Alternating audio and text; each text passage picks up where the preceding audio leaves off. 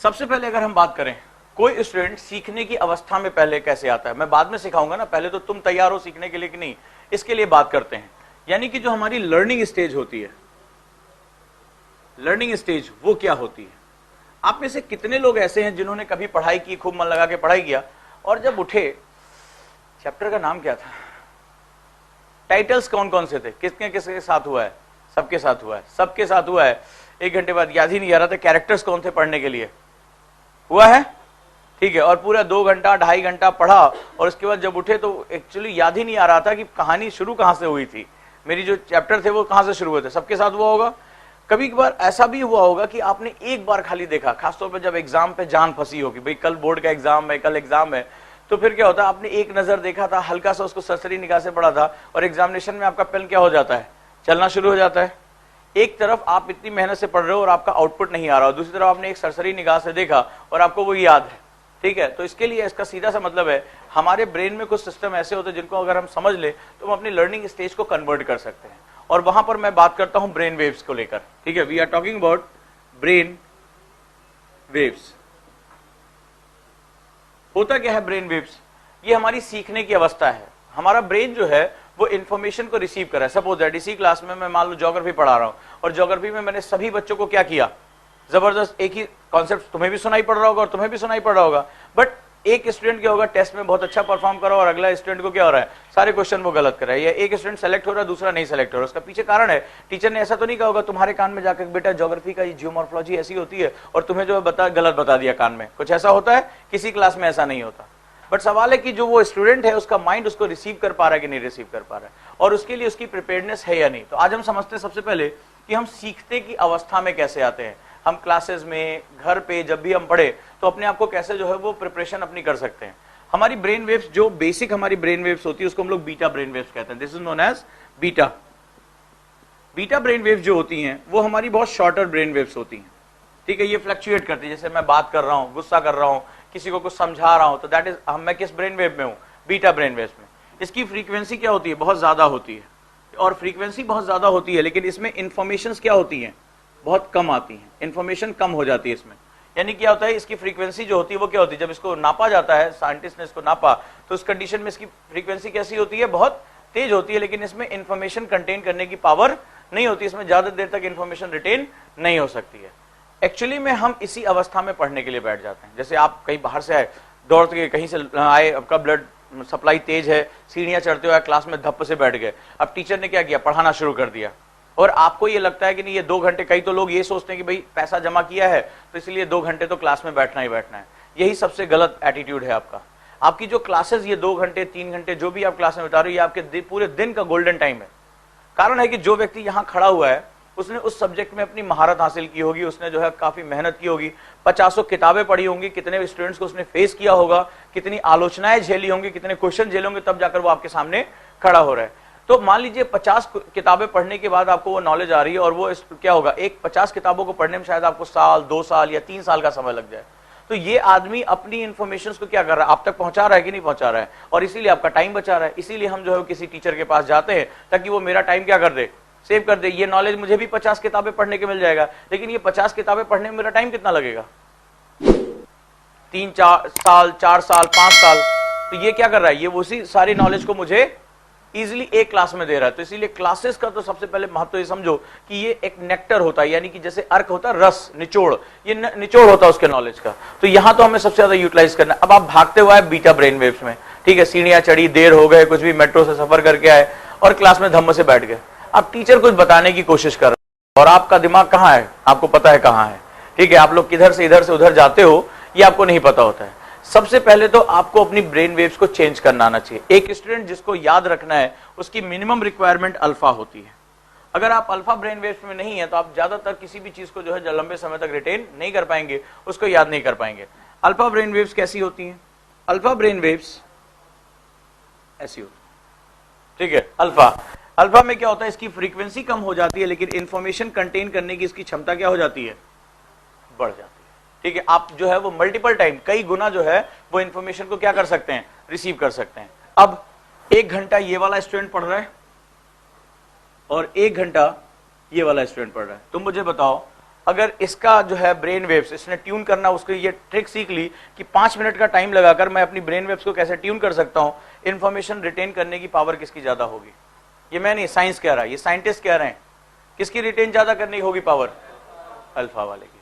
और कुछ brain waves जो इससे हाइयर होती हैं, जैसे कि थीटा और गामा, ठीक है। आपने सुना होगा जैसे विवेकानंद के बारे में, विवेकानंद के बारे में कहा जाता था कि एक किताब, जिस किताब को वो एक बार देख भी लें तो वो याद हो जाती है। ये कोई फैंटेसी नहीं है, ये कोई किंवदंती नहीं है, ये वाकई में सच्चाई है। कई लोग जो होते हैं वहां पर, जो साइंटिस्ट ने जो है, जो तिब्बती बौद्ध भिक्षुओं का नाम सुना होगा आप लोगों ने, तिब्बतन मॉन्क्स, जब उनकी ब्रेन वेव्स को जो है वो जब मेजर किया उनको मशीन पे, तो उनकी ब्रेन वेव्स ऐसी थी, नो फ्लक्चुएशन, नो फ्लक्चुएशन। आपने जब अपने संस्कृत के बारे में पढ़ा होगा तो एक शब्द सुना होगा, समाधि।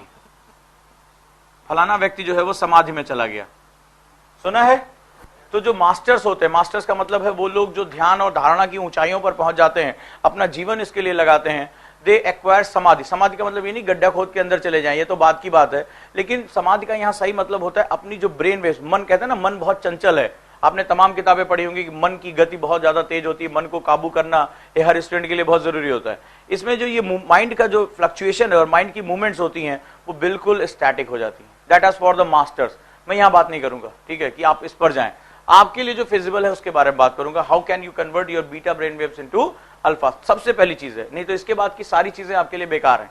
मैं आपको सिखाऊंगा और वो क्या होगा, यहां से जंप करते हुए कहीं और चला जाएगा। तो आज से आपको जब भी क्लास में आप आते हैं, इसीलिए मैंने याद होगा शुरुआती दौर में आपसे कहा था 10 मिनट पहले आइए, बोला था 10 मिनट्स अपने टीचर के आने से पहले पहुंच जाइए, और उस टाइम को आप जो है वो अपनी बीटा ब्रेन वेव्स को अल्फा में कन्वर्ट करने की कोशिश करिए, ताकि अगला जो 2 घंटा है वो आपका क्या होना चाहिए, जब उस क्लास से आप उठे तो क्लास की ज्यादातर चीजें आपके दिमाग में बिल्कुल सेट हो जानी चाहिए। ये एक एक क्लास आपकी बहुत इंपॉर्टेंट है। आपको नहीं पता चल रहा है कि इस एक एक क्लास की वैल्यू क्या है, पता चलेगा वो जिस दिन आप एग्जामिनेशन हॉल में बैठे उस दिन सब कुछ जो है वो तुम्हारा दिमाग पिक्चर खींच के तुम्हारे सामने डाल देगा कि तुमने किस किस दिन कितनी मौज काटी थी और अब उसकी कितनी सजा तुम्हें मिलेगी, तो सारा हिसाब बराबर हो जाएगा।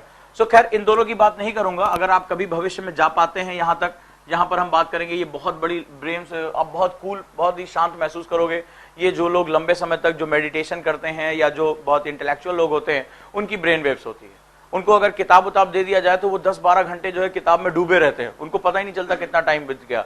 और वो कंडीशन एक ऐसी होती है जहां आपका माइंड जो होता है आपकी बॉडी को कैप्चर कर लेता है, यानी आप अपने दिमाग से जितना चाहे उतना काम कर सकते हैं। और ये जीनियस लोगों का दिमाग होता है, ठीक है, जीनियस लोगों का दिमाग। बाद में इसके बारे में बात करेंगे कि ये अवस्थाएं हमारी कैसे आ सकती हैं। But the first thing is how can you convert your beta brain waves in alpha. इसके लिए जो सबसे अच्छा तरीका बताया गया है वो है ब्रीदिंग टेक्निक्स, ठीक है, ब्रीदिंग टेक्निक यानी कि श्वसन प्रक्रिया। आप मात्र अपनी श्वसन प्रक्रिया में यानी अपनी सांस लेने की स्टाइल में चेंज करके अपनी बीटा ब्रेन वेव्स को अल्फा में कन्वर्ट कर सकते हैं। चलिए देखते हैं कैसा होता है। अच्छा, जब आप गुस्सा होते हैं, एजिटेटेड होते हैं, तनाव में होते हैं, तो आप सांस कैसे लेते हैं? ठीक है, आपके क्या होते हैं, शोल्डर्स मूवमेंट करते हैं। बहुत इसको आप करके देखो तो क्या होता है, आपके जो है वो शोल्डर्स मूवमेंट होते हैं और आपकी जो ब्रीदिंग होती है वो कहां, शैलो ब्रीदिंग होती है। कहां तक आती है? केवल चेस्ट तक आपके मूवमेंट करती है। एक्चुअली में जो आपकी बॉडी को बनाया गया है उसमें आपका जो डायाफ्राम है, डायाफ्राम यानी जो फेफड़े का हिस्सा होता है, जहां पर वो काम क्या होता है, ब्लड को ऑक्सीजन के साथ मिक्स करने का काम होता है, वो हमारे एब्डोमेन तक होता है, ठीक है, हमारे एब्डोमेन तक होता है। और जनरली हम क्या करते हैं कि बहुत बड़ा हिस्सा हमारा, कम से कम 1/3 या 50% जो है वो हिस्सा हम यूज ही नहीं करते। अच्छा, ऑक्सीजन का महत्व क्या होता है हमारे लिए? What are the main importance of oxygen? एक स्टूडेंट के लिए उस ऑक्सीजन का क्या महत्व है? ये जो ऊपर देख रहे हो ना, कि किसके बारे में पढ़ाई करने जा रहे हो? मेमोरी, माइंड, ब्रेन, इसी के बारे में पढ़ रहे हो ना। इसको पूरी सप्लाई का 20% अकेले चाहिए।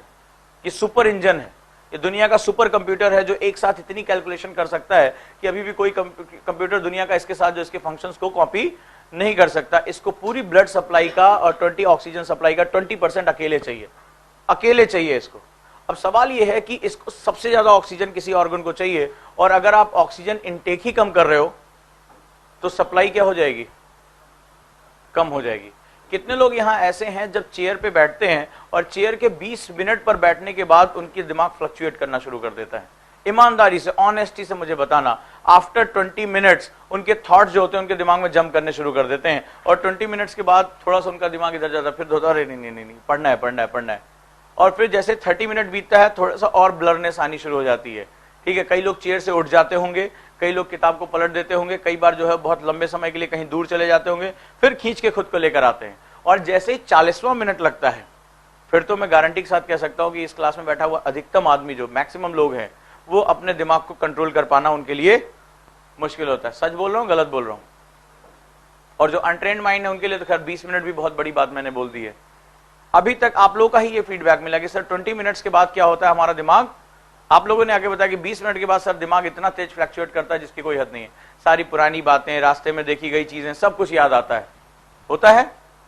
उसके पीछे यही कारण है कि जैसे जैसे आपकी सप्लाई कम होती जाएगी, वैसे वैसे आपके दिमाग में फटीगनेस बढ़ती चली जाएगी, और आपका दिमाग जो है वो क्या होगा, वो फिर कॉन्सेंट्रेट होकर काम नहीं कर पाएगा। अब आप क्या होगा, बहुत जिद करेंगे, कुर्सी पर बैठे रहेंगे, बट आउटपुट कुछ आ रहा है आपका, ठीक है, आउटपुट आपका नहीं आ रहा है। तो सबसे पहले आज जो हम सीखेंगे वो अपने बीटा ब्रेन वेव्स को अल्फा में कैसे कन्वर्ट करते हैं।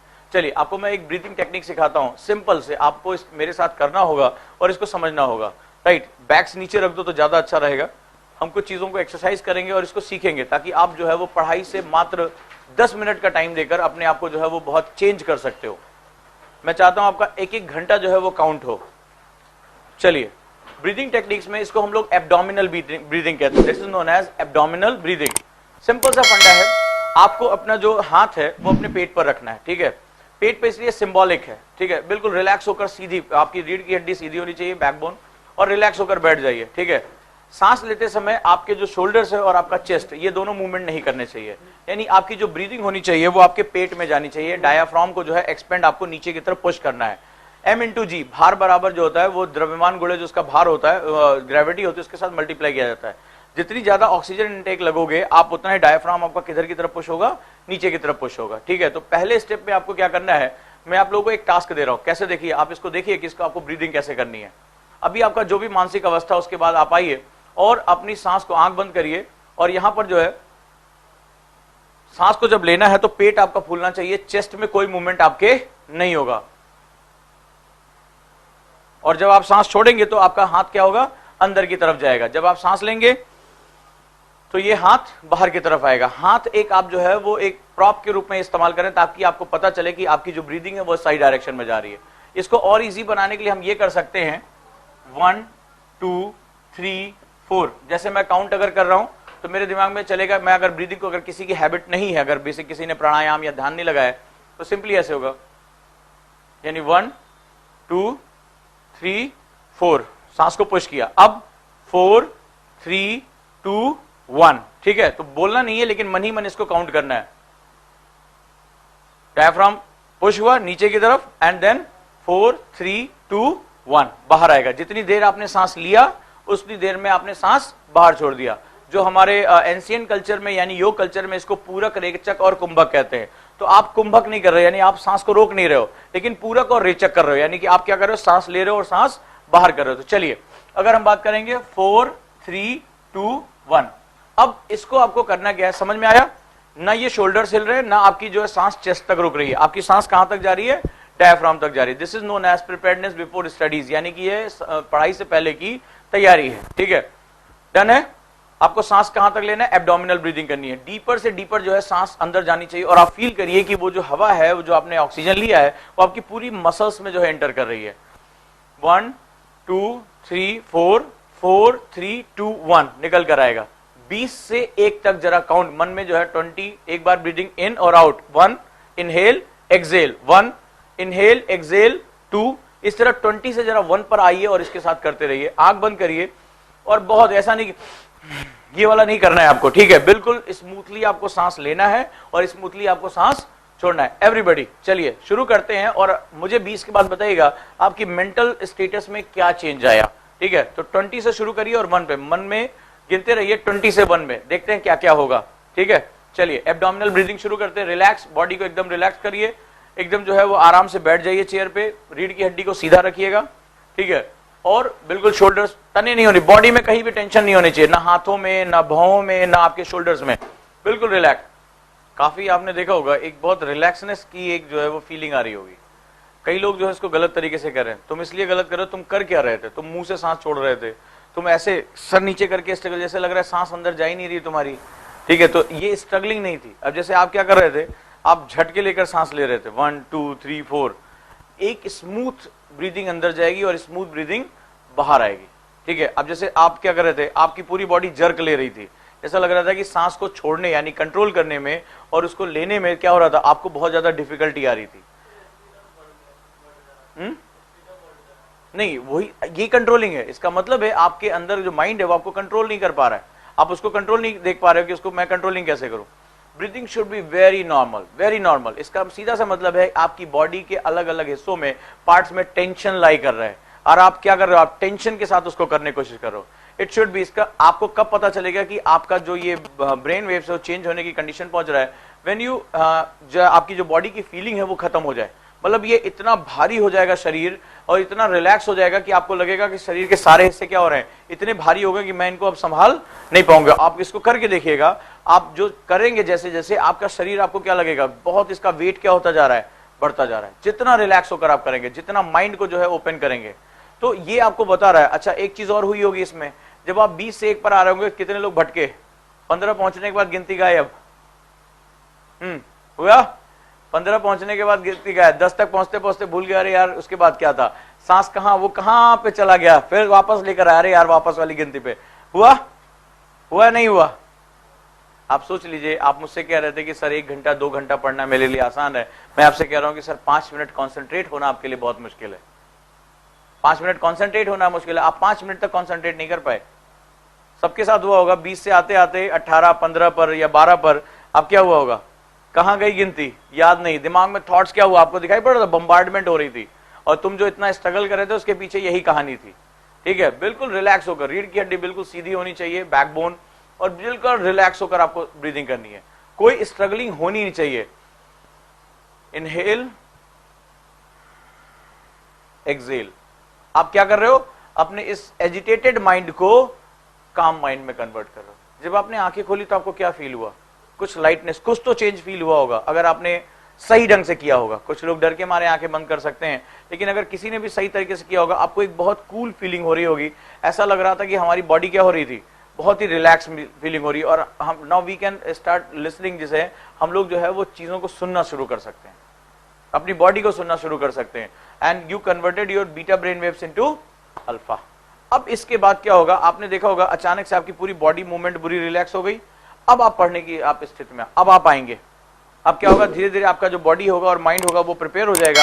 अब आप ज्यादा से ज्यादा इंफॉर्मेशन को रिसीव कर सकेंगे, बशर्ते आप इसको कितने अच्छे तरीके से करते हैं। तो ये हो गया फर्स्ट स्टेज।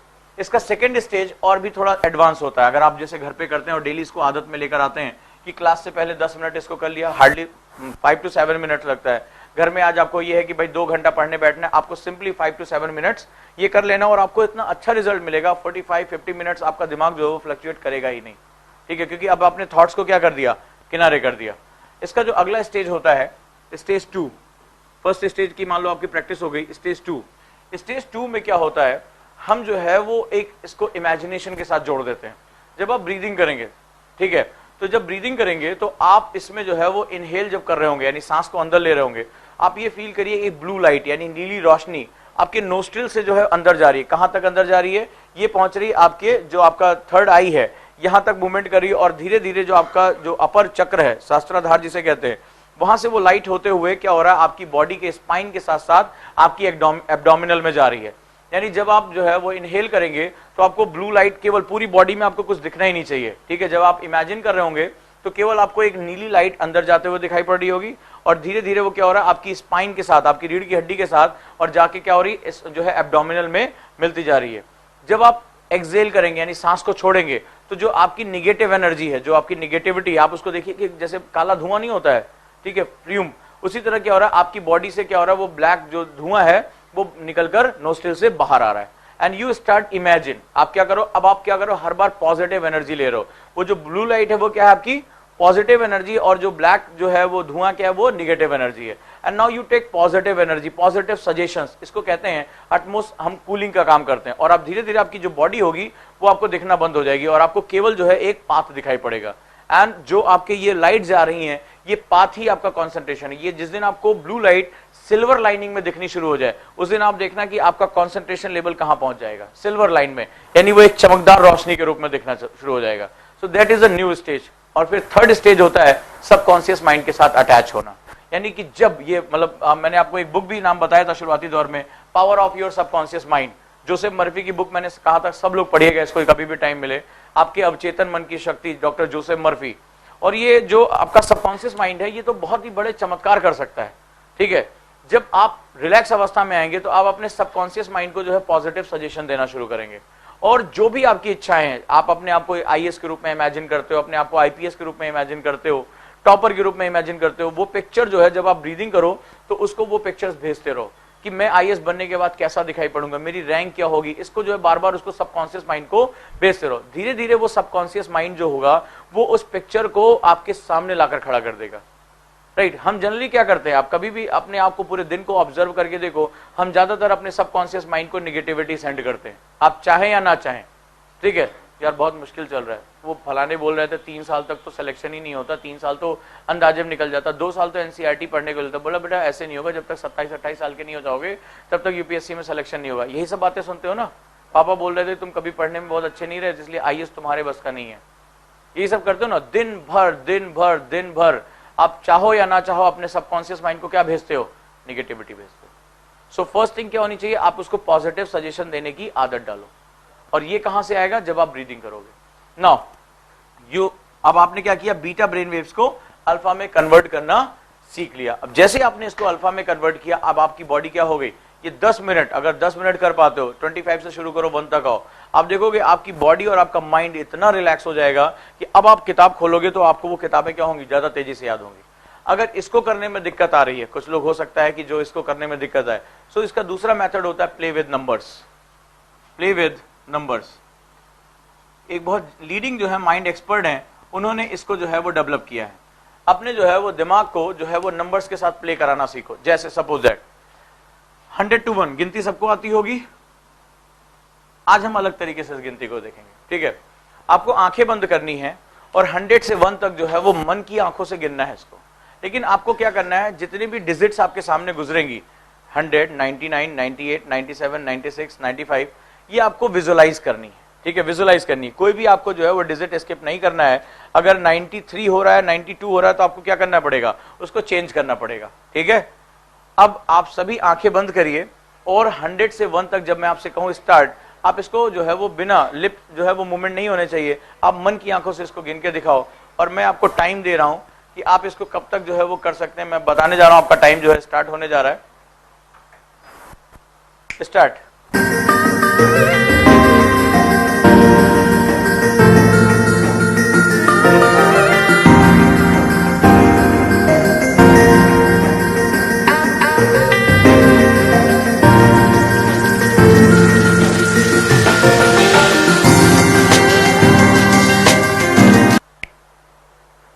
हालत आप लोगों की बड़ी खराब है। एवरेज इस क्लास ने 2 मिनट का टाइम लिया, इसके लिए हार्डली आपको 30 से 32 सेकंड के अंदर कर लेना चाहिए था। इसका मतलब आपकी जो मेंटल मसल्स हैं वो उतनी अभी ट्यून नहीं है। ये वही बात हो गई जैसे मैंने किसी को पहली बार मैराथन दौड़ने के लिए डाल दिया हो और जिंदगी में कभी हो जो सीढ़ियां भी ढंग से ना चढ़ा हो, वही वाली हालत हो गई। क्या लगा, कैसा रहा एक्सपीरियंस, कैसा रहा एक्सपीरियंस? झंझनाहट हो रही दिमाग में। चलो और बताओ, तुम्हारा क्या एक्सपीरियंस रहा? नींद आने लगी? चलो तुम बताओ, दर्द हो रहा है? वही होगा जब भाई पहली बार किसी को जिम में लेकर चले जाओ और उसको एक भारी भरकम दे दो सामान, तो उसकी हालत क्या होगी, यही होगी। आप अपने मसल्स की ट्यूनिंग देखिए, कैसा रहा एक्सपीरियंस? ये बहुत जरूरी है, तभी तुमने जो है वो 1 मिनट जो है वो 50 सेकंड लिया, तुम्हारा टाइम यही था। तुम लोगों का आ रहे थे, दिमाग भटक रहा था। कितनी बार ऐसा हुआ कि जो है वो 40 वाली लाइन पे सीधे फिर 20 वाली लाइन पे जाके रुके थे, बीच में एक पूरी लाइन मिस कर दी, होता ना। 47 के बाद 37 आ जाता है, हुआ? फिर खींच कर वापस लेकर आ रहे, नहीं नहीं यार हम 40 वाली लाइन पर थे। हो रहा था कि नहीं हो रहा था? हुआ? फिर 90, जैसे आप 87, 86, फिर जैसे ही आपको रो चेंज करनी थी 79, फिर कहां पहुंच गए 80 पर, पीछे जाने के बजाय आगे बढ़ गए। हुआ? ये सब कुछ हुआ होगा। आप लोग जो है उसमें कई आपने डिजिट्स स्किप की होंगी, तमाम चीजें जो है वो चेंज किया होगा। हो रहा था कि नहीं हो रहा था? हाँ? रुक जा रहे थे आप। कौन, ये सीधा सा मतलब है कि आप किसी भी पॉइंट पर, कंसंट्रेशन किसे कहते हैं? What do you mean by concentration? Concentration की परिभाषा होती है कि जो इच्छित वस्तु है, यानी कि जो आप डिजायर्ड आपका थॉट है, उस पर अपनी सभी मानसिक शक्तियों को, यानी all mental powers must be accumulated at या concentrated at that particular point, that is known as concentration. अपनी सारी मानसिक शक्तियों को किसी एक बिंदु पर, एक विचार पर केंद्रित कर देना, उसका जो है कंसंट्रेशन कहलाता है। आप यही तो कर रहे थे, आप और क्या कर रहे थे? आप उस पूरी प्रोसेस पे आप अपने चेहरों का वीडियो बनवा लेते तो आप देखते अजीबोगरीब चेहरे बना रहे थे, अंदर लड़ाई चल रही थी, उसका देखो उसकी तो हालत बुरी थी, ठीक है, ऐसे आंखों के बीच में मचल रहा था, एकदम चेहरा की फटा जा रहा है, एकदम दिमाग का जो ब्लड सर्कुलेशन है वो क्या हो रहा है, निकलता चला जा रहा है। So these are known as the basic of the concentration. ये बता रहा है कि आपकी जो मेंटल कॉन्सेंट्रेशन है वो उतनी लंबी नहीं है, आपको लंबे समय तक जिस पे काम करना पड़ेगा। This is also very good method, how can you convert your beta brain waves into alpha brain. आप बहुत इजीली कर सकते हैं। इसको थोड़ा सा और टफ कर लेते हैं। सपोज दैट इसमें जो है 2 से डिक्रीजिंग पे आ जाते हैं, यानी कि आप जो है वो हम क्या करेंगे 100, 98, 96, 94 ये हम कर सकते हैं। 3 से डिक्रीजिंग कर सकते हैं, ठीक है, 3 से यानी 99, 96, 93, 90, 87 ये हम डिक्रीज कर सकते हैं। लिखते जाओ इसको, तुम लोग को याद बात कुछ नहीं रहेगा। जितना अपने आप को चैलेंज करोगे, जितने कम टाइम में करोगे, ये तुम्हारे लिए है। तुम्हारी ब्रेन वेव्स जो होंगी, जितना तुम्हारा माइंड जो होगा वो इंफॉर्मेशन को रिसीव करके उसको तोड़ने की हालत में रहेगा, उतना तुम्हारे लिए इजी रहेगा, राइट। मैं ये बात तुमसे क्यों कह रहा हूं, ये मेंटल स्ट्रेंथ क्यों जरूरी है। आप 100 to 1 आने में आपकी ऐसी तैसी हो गई, ठीक है। अब आप ये सोचिए कि जब आप कोई चीज पढ़ेंगे, जब सीनियर होंगे और वहां पर आपको जो है वो मेंस के क्वेश्चन लिखने होंगे, और हर मेंस का क्वेश्चन कई डायमेंशन के साथ होता है, ठीक है। जब सपोज दैट मान लो कोई भी चीज को पढ़ रहे हो, आज का न्यूज़पेपर उठाकर पढ़ लिया, तो न्यूज़पेपर में आपने पढ़ा कि कोई भी चीज है, सपोज दैट अभी जो आपके नेशनल पॉपुलेशन रजिस्टर को लेकर बात चल रही है, जो भी है XYZ, अब इसके सोशियो इंपैक्ट होंगे, इसके इकोनॉमिक इंपैक्ट होंगे, इसके पॉलिटिकल इंपैक्ट होंगे, तो आपको क्या करना पड़ेगा, कुछ हिस्सा पॉलिटिक्स उठाना पड़ेगा, कुछ इकोनॉमिक्स उठाना पड़ेगा, कुछ सोसाइटी से उठाना पड़ेगा, और अपने दिमाग में क्या करना पड़ेगा, उसको जो है मिक्सअप करना पड़ेगा, और मिक्सअप करके एक आंसर लिखना पड़ेगा। यही फर्क होता है। इन्फॉर्मेशन तो हर कोई पढ़ सकता है, उसको मिलाने की यानी इंटरडिसिप्लिनरी अप्रोच में कन्वर्ट करने की जो पावर होती है वही मेंटल स्ट्रेंथ कहलाती है। आप एक नंबर पे कंसंट्रेट नहीं कर सकते, आप इतने आंसर्स पे कैसे कंसंट्रेट करोगे? सवाल ये है ना। ये आपकी इंटरनल सिक्योरिटी को कैसे इफेक्ट कर सकता है, ये आपकी जो है वो एक्सटर्नल सिक्योरिटी को कैसे इफेक्ट कर सकता है। मैं किसी भी पॉइंट को कई डायमेंशन के साथ जोड़ सकता हूं, लेकिन ये तब होगा जब आपके पास क्या होगा, आपकी मेंटल स्ट्रेंथ के पास जो है अलग अलग डायमेंशन में सोचने की पावर होगी। इन घोड़ों को हर डायरेक्शन में तुम दौड़ा भी लो और कंट्रोल भी कर लो, ये तुम्हारे दिमाग के घोड़े होते हैं। तो इसीलिए बहुत अच्छी बात कही गई है, जब दिमाग आपका गुलाम होता है तो इस दुनिया का सबसे ताकतवर जानवर है, लेकिन जब आप दिमाग के गुलाम होते हो तो आपको बर्बाद होने से कोई रोक नहीं सकता। तो आपको चूज करना है, दिमाग सेम है, आप दिमाग के गुलाम हो या दिमाग आपका गुलाम है।